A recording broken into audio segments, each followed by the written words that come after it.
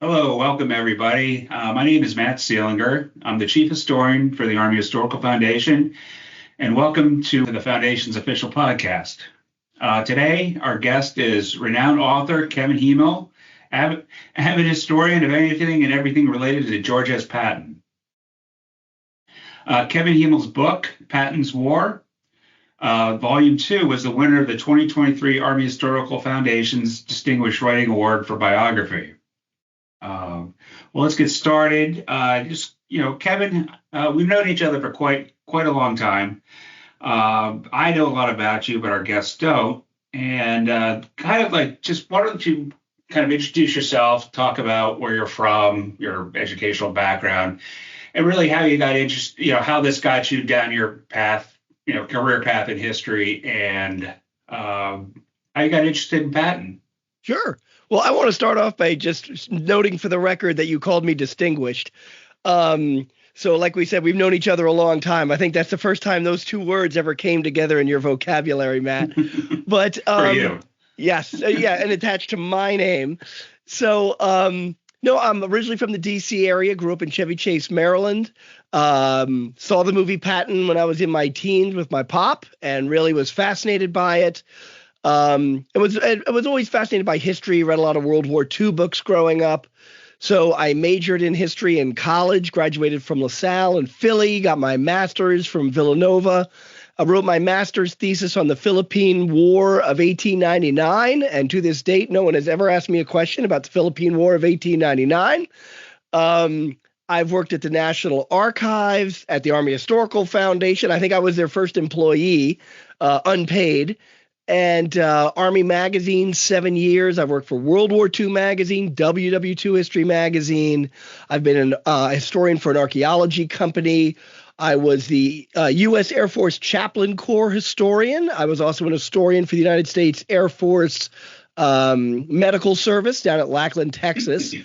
And I spent 3 years out at Fort Leavenworth as part of a history team put together by General Petraeus to write tactical histories of the war in Afghanistan. And now I'm a contract historian over at Arlington National Cemetery. So I've been very fortunate to have a strong career in military history. Always enjoyed it. When I was working for that archaeology.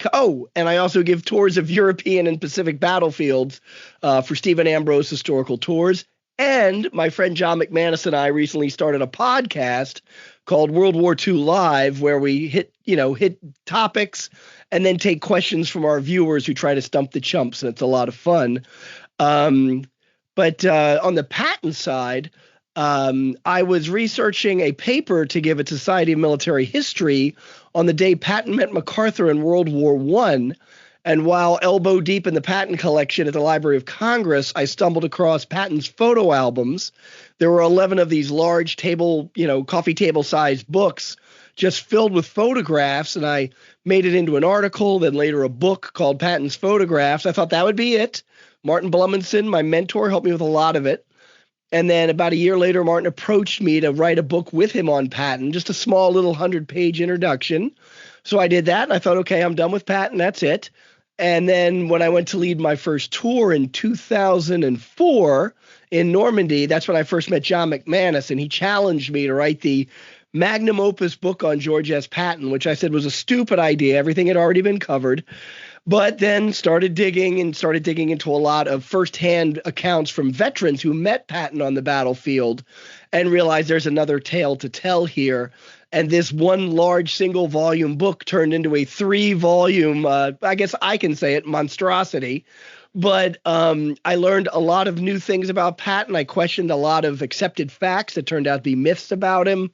And I've just striven to tell a more accurate story of General Patton as more information is now released. Okay.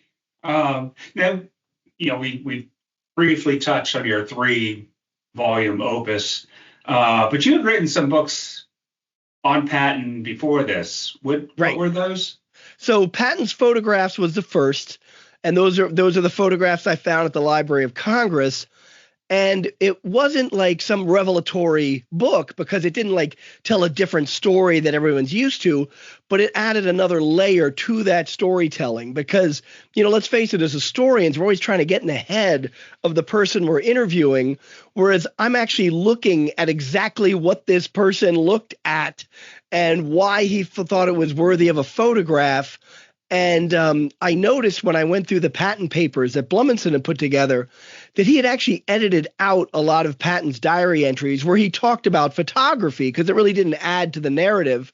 So I was able to add something new, but it wasn't some big challenging of what we know about Patton. But it helped me get a more in-depth knowledge of Patton, which would lead to these other books. So now going back to the 3-volume work, actually, why don't you kind of break down what the 3 volumes cover? Sure. So volume 1 covers Patton from the moment he steps his foot onto shore in North Africa on November 8th, 1942, all the way to July 29th or 30th of 1944. So the battles of North Africa, Sicily, his isolation in Sicily, then his trip to England, his training of Third Army, his move to the continent a month after D-Day, and then I lead you right up to midnight before August 1st, 1944, when Third Army becomes active on the continent. And that leads you straight into Volume 2, August 1st, 1944 to December 31st, 44. So that's Patton's participation in the breakout, his encirclement of the German army, I guess that's the German 7th Army in the Fillet Pocket, his race to the German border, the battles along that border, Metz, Nancy, the Saar campaign, and then, of course, the Battle of the Bulge and his race not just to Bastogne, but to a town called Eternacht, which was the southern shoulder of the Bulge, which is really in a lot of ways more important than Bastogne because that's Army doctrine. When an enemy breaks through, you have to control the shoulders. And that was Patton's big challenge, was to control the southern shoulder, which enabled the drive to Bastogne. And then finally, after the securing of Bastogne, that drive north he begins to make to Houffalize, where he hopes to cut off the Bulge at its waist. And then obviously Volume 3 picks it up from there, January 1st, 1944. And the transition is at midnight. Patton had every cannon, every artillery piece in Third Army fire a 20-minute salvo into the German lines just to say Happy New Year. So we pick it up January 1st, and we follow him into snipping off the Bulge, flattening the Bulge, breaking into Germany, fighting his way to the Rhine River, crossing the Rhine. He's not the first to cross, but he does cross before Field Marshal Montgomery, which is a big goal of his. And then the final drives, he's actually driving sort of northeast to Berlin when Eisenhower gives the order that we are not to take Berlin. We're going to let the Soviets do it. And so he turns south and drives not just through the rest of Germany, but into Czechoslovakia and Austria. And so the Third Army actually ends the war in Linz, Austria. That's the last major city taken in World War II. This Liz was that Lippenzoner, the Lippenzoner Stallions? So they're not in Linz. They're nearby. They're in two different locations. St. Martin is one of them. I forget the name of the other, but it's interesting. That's a very well-known tale, the liberation of the Lippenzoners, but it's not even mentioned in the Patton papers or in Carlo D'Este's book. So it was nice to be able to incorporate a lot of these anecdotes we know about Patton where they fell chronologically. And that whole incident where they capture one group of Lippenzoners and then go into Czechoslovakia, into technically Soviet territory, and bring the other ones out, that was like the last day of the war. So there's really not a lot of drama or firing going on. And I know there was a movie made about it. I think it was called The Miracle of the Lippenzoners. I think it's a Disney movie. Yeah, it was a Disney in the 1960s. They played up with big explosions and everything. It was a lot more tame than that. But it was nice to be able to incorporate that story into the Patton narrative. Why don't you, for the 3-volume work, what you talk about the Patton papers? Now, are you talking about Levinson's, I guess 2-volume, but what are your main? What have been your main sources? Yep. Primary sources in particular? So fortunately, living in the D.C. area, I had the Library of Congress, a couple blocks away with all of Patton's papers. Okay, is that what? Okay. Yep. And then unit records at the National Archives. And then I did a lot of work up in Carlisle at the Army War College. Okay. But Matt, I'll tell you the big discovery, and this was really with Volume 2. I'd been using Patton's diaries that his wife had transcribed. She typed them up and kept all the misspellings and stuff in there. But I started using for Volume 2 the handwritten diaries, which were previously not available. And because of the pandemic, the Library of Congress put them online with typed up translations. And it turns out Beatrice really, what's the word I'm looking for? They used to use it on David Letterman all the time, embellished his diaries. So there are full paragraphs in those diaries that did not exist in Patton's handwriting. The big example is he never, ever predicted the Battle of the Bulge. In the typed up diaries on, I think it was on November 25th, he writes, Middleton's 8th Corps is making a mistake by not being aggressive on their front. If the Germans push through there, they can roll him back.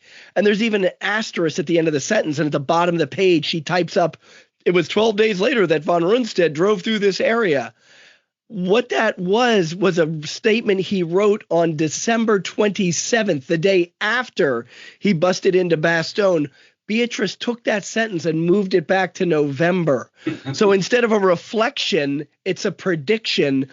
And just about every Patton author from 1952 on has used that story. And I was looking forward to writing about that and his Sixth Sense and everything. And it was all a crock. Yeah. Huh. Yeah. And I should stress, Matt, Volume 3 isn't out yet. It's coming out June 22nd. I saw that. I saw that. Well, they informed me. I don't think University of Missouri Press nominated anything this year. They told me about when I sent them the notice or the announcement of the opening of the awards, and they said, "Oh, we don't have anything for this year, but we're really looking forward to Kevin Hymel's third winning it in 2027, or the end of 2026." So. And I'll tell you, Matt, when I was working on the first volume, when I was working on the book, Andrew Davidson at University of Missouri Press came to me and he's like, "Why don't we make this 2 volumes?" And I'm like, "Oh, great," because it was pretty much the first volume was really kind of done.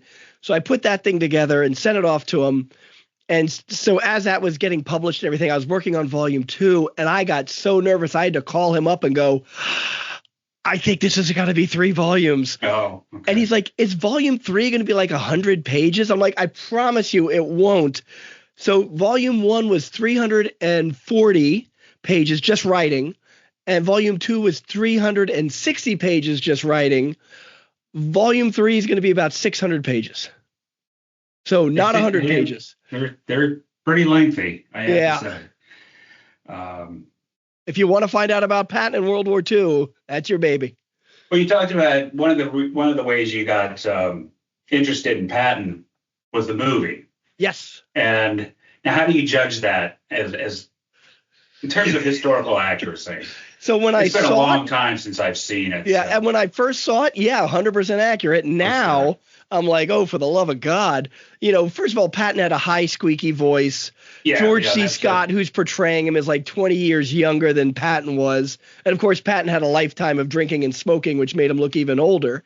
It was accurate with a lot of the things he said, but then they kind of changed the scenes to make it a little bit more dramatic. When he's in his North Africa headquarters and his air commanders are saying, "We've got control of the air," and then they get bombed. Well, and he says very famously, "If I could get the Nazi SOBs that bombed us, I'd give them each a medal," because of their bravery. In reality, the bombs dropped further away, but Patton said, "I'd give them a medal because they made my argument for me." But it's much more dramatic. And then, of course, in the movie, he jumps out on that truck and fires back at the German. That never happened. What else about it? You got the high-pitched voice. The idea that he only got Third Army because Eisenhower had decided it 3 months ago, that was all fictitious. The one that's I've had real trouble pulling people away from is the fictitious First Army group that he was going to command at Calais and going, now that's true. That was called Operation Fortitude.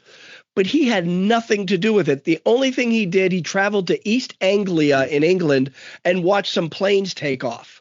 Other than that, this was a British deception thing that he did not do anything about. And so I've had, TV journalists and people call me, oh, we want to do something on Fortitude and Patton's role. And I got to say, Patton didn't really have a role. That was all made up by the British. So, the famous incident in Knutsford, where his name is released, that he said it was that the Americans and the British were going to rule the post-World War world. The British were putting out information about Patton leading the invasion, and the Germans weren't picking up on it. So there is reason to believe that the reason that the British deliberately outed Patton to let the Germans know he was in England, because the day after that speech, the Germans started communicating that Patton was in England. So he almost got kicked out of his command for something that really was not his fault. Now, another thing, and I'm not sure where I may have heard this, but Third Army, was there any chance that command was going to go to McNair, and McNair was killed in Operation Cobra? No, I've never read any piece of the only thing is that he was going to take over the First Army Group, the fictitious military group. Okay. Yeah.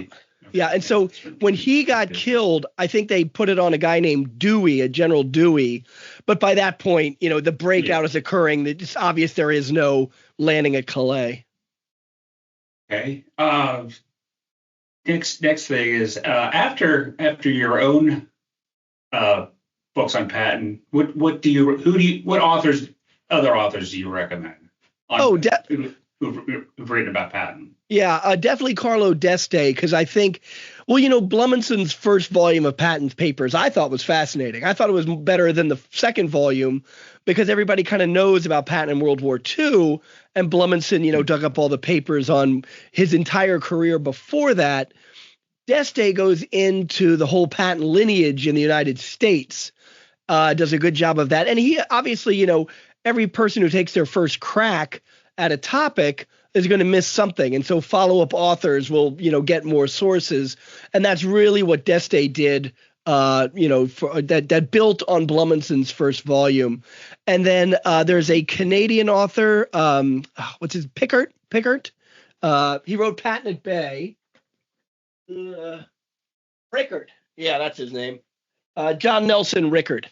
Okay, I remember. In fact, I think that won an award from us too. Yeah, he did some good groundbreaking stuff, but his books are more sort of operational of what Third Army did, and in the Metz campaign and then in the Battle of the Bulge. So I found him very readable and enjoyable. Okay. Yeah. Okay. Yeah, the Carlo. How do you say his last name? D'Este. Yeah, Carlo. That's all. I mean, it's hard to argue with that, doorstop of a book. Well, I got 3 doorstops. Yeah, well, it probably adds up to his. But so once you get the third volume, is it complete? It is to the publisher. I just got to draw. I sound so flip. I have to draw a few maps. I got to draw 14 maps. But the photographs are all in. Everything else is in. Okay. The map is a challenge. And photographs, where do you get the same place as National Archives, Carlisle? Yep. Okay. Yep. And Matt, I was the photo and art researcher for World War II and WW2 History Magazine for 20 years.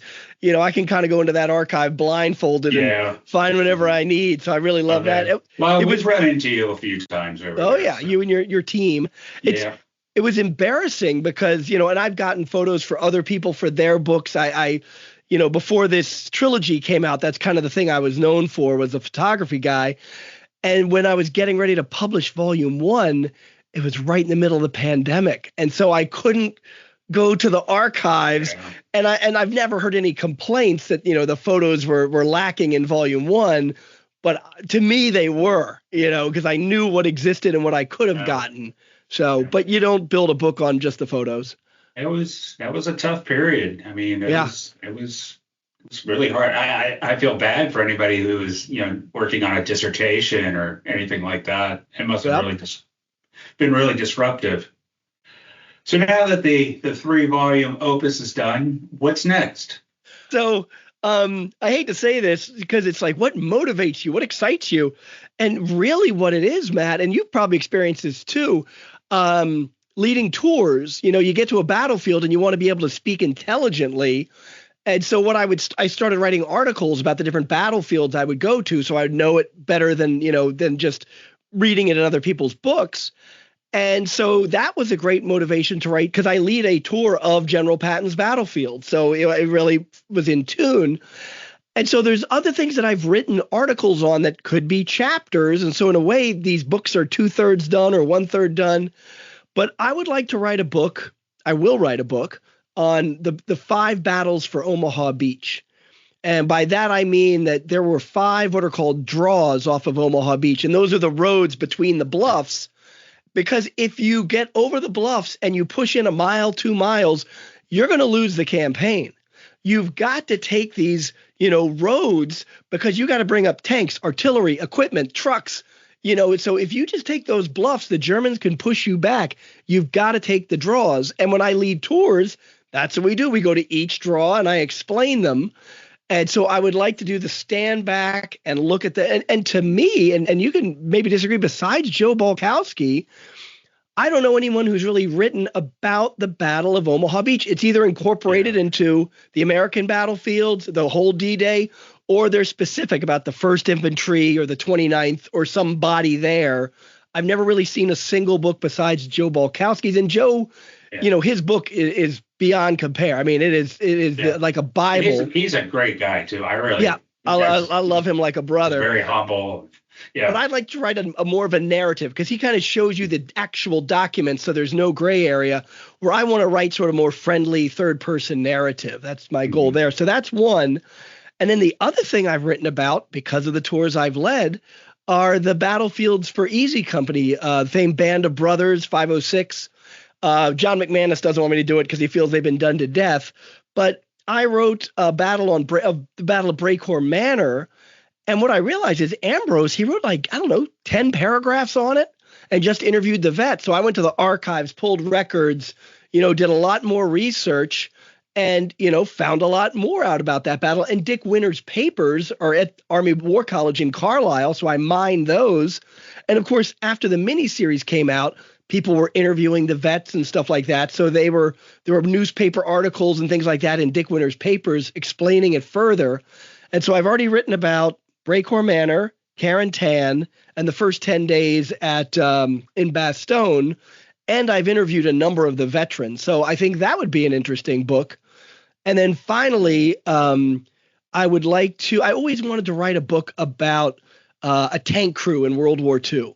And I realize I'm never going to be able to do that because I'll never be able to interview a tank crew. I've interviewed a number of tank crew men, but the way I figured I could do that is actually try to find a crew from the Persian Gulf War of 91 and interview all 5 of them and kind of relay to a reader what the experience was like of a team inside of a tank. So I think that should keep me occupied for the next couple of months, right? Sure. Yeah.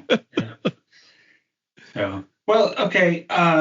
This is kind of going away from Patton, but go away. Why don't you talk a little bit about what you do at Arlington? Sure. So contract historian. And, I do a lot of writing, but the thing, and this is something I kind of developed, when you're a contractor, you have your deliverables per month, and I was getting them done rather quickly. So I went to a guy named Tim Lawson in public affairs. I said, is there something you'd like me to do? I got time. And he said, well, we're having a burial from a Marine who was repatriated from, let's see, where was it? Was it Peleliu? I think it was Tarawa.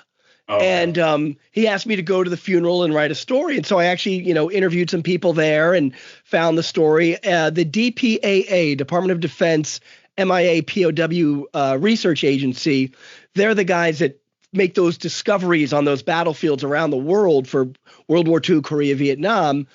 And those funerals, they're not about grief. They're more about a family reunion. So it has a different tone. But I got really proficient in doing these. And so now we've kind of got a system where I read with Arlington Cemetery, believe it or not, does 20 to 30 funerals a day. So I will research 2 weeks out, everyone being buried, see if they have a story, if they did something interesting in Vietnam or World War II. And then someone from our staff will contact the family. Would you like an historian to write a story? So they know I'm coming. And so I'll either interview the family there, or I'll interview them on the phone the day before or a few days after and make sure that they're okay emotionally, because I don't want to interfere with such an important event. But they are excited to have their family story told. Sure. I'm excited to reveal a chunk of history that maybe people didn't know. There was a Marine captain from World War II. I interviewed the family, and they actually sent me all these documents that they had found in his attic after he passed. And he had fought on Guadalcanal, and there were like 4 sheets of green onion paper with purple writing. And I said, guys, this paper was on Guadalcanal. This isn't something that was typed up in D.C. This was actual battlefield, recommendations and stuff. And they're like, wow, we didn't know. And so they had the funeral, and I interviewed them afterwards. And one of the sons just said, oh, yeah, and my dad raised the first American flag at Henderson Field at Guadalcanal. And I'm like, what? And he goes into the car and he gets out a type sheet that his father typed up because he donated the Japanese flag to the Marine Corps Museum. Wow. So I contacted the Marine Corps Museum. I said, hey, do you have a Japanese flag by this guy, Captain Dillard? And I included the typed up document. And they're like, yeah, we actually had a guy translate the Japanese language on it. And it said Solomon Islands. We didn't know that was the actual flag. And he said he walked up there with a sergeant and an Australian coast watcher. And the Australian found the Australian flag that they had taken down because it was originally an Australian flag. And the captain had a folded American flag. Of course, it's the size of a postage stamp. But they railed it up the flagpole, and Dillard wrote that it was small, but it looked so good. And so here I was able to provide the Marine Corps with the quotes, and I was able to help them identify their flag. So that was really satisfying as an historian. So they just knew who donated the flag, but not the significance? Correct. Wow. Yeah. Huh. Yeah. Oh, that's something. So that's what I'm the kid in the candy store, Yeah, well, that's how a lot of us are. So yeah, it's a good job. I can't complain about that. Yeah. So well, I remember when I used to work for the Army Historical Foundation, and they brought some young intern in, and I had to train him. Oh yeah, that's right. That was when we had hair down closer to our foreheads, closer to our eyebrows. Probably a little thinner too. One other thing I wanted to talk to you, Kevin, was the something that I know you're very familiar with, and that's the 6888, and correct me if I'm wrong, Central Postal Battalion. Directory Battalion. Correct. Directory Battalion. Yeah. Okay. And why don't you tell me a little bit about them and your work with them? And it's not just my work, but your work in a way, because, the 6888 was the only all-black, all-female WAC unit sent overseas in World War II. And I learned about them while I was working for an Army program called Freedom Team Salute. And I met this veteran from the unit, Mary Ragland, and interviewed her up near Silver Spring, Maryland. During the interview, she went into her closet and brought out a stack of papers. And I'm flicking through them, and I go, Mary, what is this? She goes, oh, that's the unit records. I was a clerk. And so here I am, an historian. I've got a veteran I can interview, and I've got primary resources. I drove right over to the archives. I said, guys, I want to see all the records on the 6888. Nothing. We don't have anything. Black records destroyed when Truman got rid of the segregation in the military, because they said, well, these black units are now part of one big happy family. They don't have a lineage. Very insidious, causation to destroy so many records. And so I wrote an article and I published it in On Point with the Army Historical Foundation. Moved on with my life, wrote other things. I'm a military historian. I worked at Fort Leavenworth, and then I was down at Fort Lackland, Air Force Base Lackland, yeah. And somebody called me from Fort Leavenworth and said, hey, there's posters going up. They're building a monument to the 6888. You need to be in touch with these folks. So I called the number, I got a hold of the guy in charge, and he's like, I've been trying to find you for over a year. And so he told me that they had found 4 more veterans. They were going to put on a parade and have the unveiling. And I said, the only thing I could do for you is maybe interview one of the veterans and write her story, and it'll go in WW2 History magazine in time for that. And he goes, boy, have I got the woman for you. Her name's Lena Derricott King. And so I called Lena. Normally I interview veterans 2 or 3 times to get their stories. I think I talked to Lena about 10 times. She would call me at work, Kevin, I just remembered another story, and I took down everything because I wanted to really explore it. And I told her towards the end, I said, Lena, we're actually going to meet. I'm going to come to Leavenworth for this parade for you. And she said, oh, I can't wait because to me, Kevin, you sound just like Dr. Lewis Henry Gates. And I thought, oh, my God, she thinks I'm black. I'm going to meet this woman. She's going to have a heart attack. I will have killed a World War II veteran. So I go to Fort Leavenworth. She's at a table signing stuff. And I walk up. I said, Lena, it's me, Kevin Hymel. And the look of fear on her face disappeared quickly. And she turned it into a smile, thank God. And so we embraced. And she started introducing me to people. And this is important for you, Matt. One of the women that she introduces me to says, wait, you're Kevin Hymel? And I'm like, yeah. She goes, my name is Edna Cummings. And I want you to know I'm the head of the 688 Association. And we use the language from your first article for the Army Historical Foundation to write the congressional legislation to get these women the gold medal, the congressional gold medal. And I said, there's nothing you could have told me to make me feel better right now. And so from there, my publisher, Carl Nam, said, you know what? This story is actually a movie. And I didn't know what he was talking about, but he hooked me up with some producers. About a year later, they said a guy named Tyler Perry is going to call you. And I said, yeah, right. And 2 days later, Tyler Perry called me. And from then on, I was on the phone with Tyler, or TP as I used to call him, 2 to 3 times a day as he wrote the script. He flew me out for the table read of the movie. I got to meet Kerry Washington, wonderful lady. Then he made me an advisor to the film. And so he flew me down to Atlanta where I advised on set, Kerry Washington again, and some of the other stars. It was just really exciting. And it was funny because I went to the premiere and reporters were asking me, hey, this is going to change your life. What's your next movie and TV project? You know how lucky an historian is to get anything they've written made into a movie? I would love if the Patton thing becomes a miniseries, and there is some talk, but I've tried to stay humble and remind myself. Stephen Ambrose, how big was his name? That was just one miniseries. They never made anything out of his other books, So if something happens with Patton and a miniseries occurs, that would be great. But if that's the only movie I have made, I'm pretty good with that too. It was just an amazing experience. Where was it, a Netflix production or was it something? It was Netflix. Okay. Yeah, so they had a limited release around the country. The Hollywood premiere was December 20th of 2024. And it got to like number 2 on Netflix. It did really well. And so many, after that I went to a lot of premieres and a lot of showings. And people were just coming up to me and going, I had no idea, and that was the real powerful thing. It's powerful when something you write gets turned into a movie, but when it's a topic that no one knew anything about, and let's face it, before I wrote that article, I didn't know anything about the 688. I knew there were African-American women that served in the military in World War II. I didn't know there was a specific unit with a unenviable task of getting a lot of the mail caught up. And that just was so satisfying to me on so many levels that I was able to tell a story that people just did not know.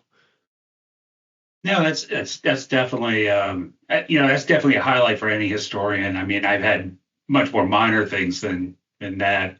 Finding, if you have come across some documents that nobody else has seen, but that's pretty amazing that she had those documents. Talk about all the stars aligning at one moment, because she passed away. I contacted her when, the memorial started to be a thing, and she's actually buried in Arlington. Thank God I met her and was able to get those documents before she passed away. It was just so random, And where are they? Where are those documents now? Do you have them, or did you give them the archives? I took photocopies because back then we had digital cameras. I downloaded them onto the Army computer.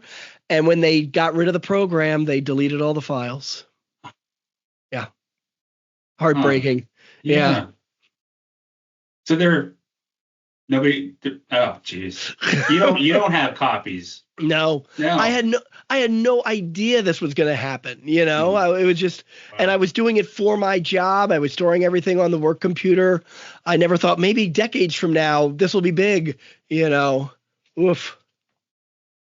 Sorry, I've let the history world down. Like you said, it's on Netflix, correct? Correct. Yep. Okay. So, ladies and gentlemen, if you want to learn more about the 6888, go to Netflix. There you go. And it's SIXTRIPLEEIGHT. It's spelled out 6888. That's how you find it. Have you seen the movie, Matt? I have not. I don't have Netflix. I hope you feel guilty. Or cheap. Hey, man, you're making the big bucks. I can't afford this stuff.